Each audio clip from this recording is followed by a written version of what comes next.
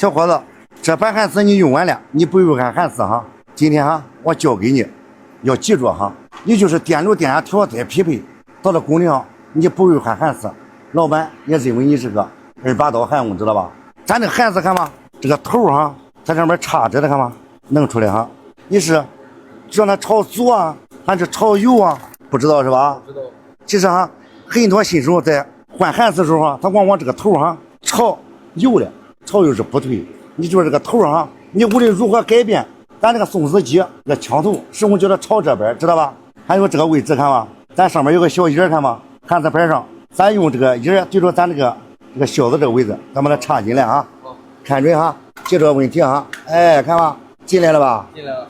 咱再把这个销子把它固定牢它，知道吧？咱这焊丝这不一个棍吗？阶段从这个位置慢慢的一点点的松过来，看松过来，大约松你10厘米就可以，知道吧？咱把这个压杆压上。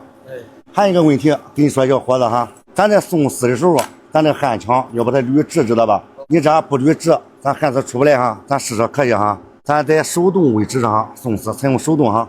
你看能出来了吧？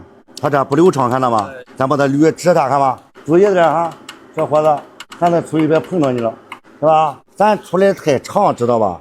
咱焊丝出来，咱保护多长呢？我再给你说一点哈，咱焊丝出来保护轴最长到1.5厘米，这样就可以焊接。你太长了之后，你调的电流电压再匹配，它也反弹，还会出现气孔，明白吗？明白。你要记住哈，教你的东西。好嘞。